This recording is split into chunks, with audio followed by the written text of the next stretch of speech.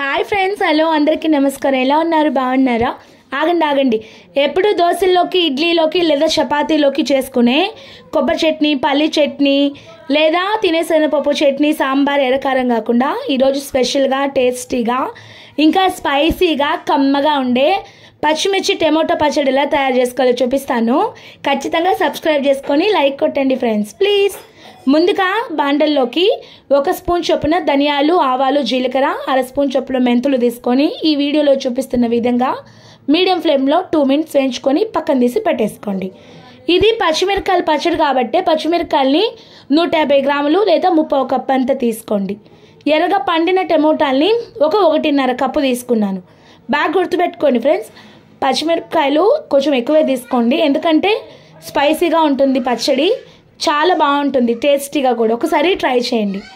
ఇప్పుడు బాండల్లో 2 స్పూన్ల వరకు నూనె వేసుకొని మనం తీసుకున్న పచ్చిమిరపకాయలు, టమోటాల్ని ఇలాగా నూనెలో వేసి ఎర్రగా వేయించుకోండి. ఎంత వేగాలి అంటే టమోటాలు, పచ్చిమిరపకాయలు బాగా గుజ్జుగా అయ్యేంత వరకు ఖచ్చితంగా వేగాలి. అప్పుడే పచ్చడి కమ్మగా ఉంటుంది. ఇప్పుడంటే మనకి చట్నీలు, సాంబార్లు చేసుకుంటున్నాం, కానీ ఒకప్పటి రోజుల్లో అయితే ఖచ్చితంగా దోశలు, ఇడ్లీలు కూడా ఉండేవి కాదు తెలుసా.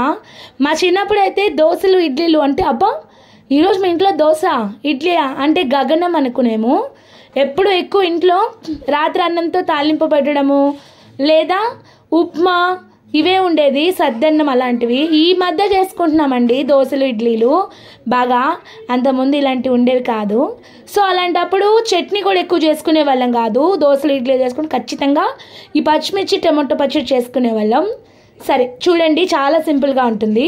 వీడియోలో చూపిస్తున్న విధంగా సుమారు 15 నిమిషాలు మీడియం ఫ్లేమ్లో పెట్టి మధ్య మధ్యలో కలుపుతూ వేయించుకుంటే ఈ విధంగా గుజ్జుగా తయారవుతుంది. ఇప్పుడు దీన్ని ఒక గిన్నెలోకి తీసుకొని శుభ్రంగా చల్లార పెట్టుకోండి. ఇప్పుడు ముందుగా మనం వేయించుకున్నాం కదండి దినుసులు, వాటిని మిక్సీ జార్లో వేసి పొడి కొట్టుకోండి. నిజంగా ఫ్రెండ్స్, ఒక్కసారి మాత్రం ఖచ్చితంగా ఈ పచ్చడి మీరు టేస్ట్ చేసి చూడండి. ఇంకెప్పుడైనా సరే అసలు ఇది చేసుకొని తింటారు. కానీ ఇది రైస్లోకి అంత టేస్ట్గా ఉండకపోవచ్చు, కానీ చపాతీలోకి, ఇడ్లీలోకి, దోశలోకి డెడ్లీ కాంబినేషన్ అని ఖచ్చితంగా చెప్తాను. ఇదిగోండి, ఇప్పుడు ఆ దినుసులు ఆడిచ్చి ఆ పొడి పక్కన పెట్టుకోండి.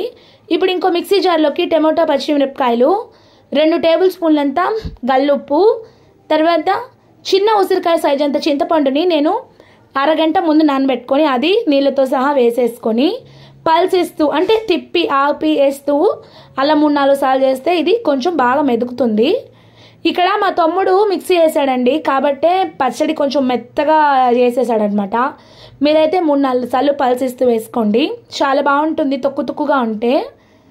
ఇప్పుడు ఆ పచ్చడిని మనం ఇలాగ ఒక గిన్నెలో తీసుకొని మనం ముందు తయారు చేసుకున్నాం కదా దినుసుల పొడి, అది కూడా వేసుకుంటే ఇలా కమ్మగా రెడీ అవుతుందండి. నచ్చితే కనుక సబ్స్క్రైబ్ చేసుకొని లైక్ కొట్టండి. ఏమైనా లోటుపాట్లు ఉంటే కామెంట్ చేయండి, మార్చుకుంటాను. కానీ ఖచ్చితంగా లైక్ కొట్టడం, సబ్స్క్రైబ్ చేసుకోవడం మర్చిపోవద్దు ఫ్రెండ్స్. అందరికీ నమస్కారం.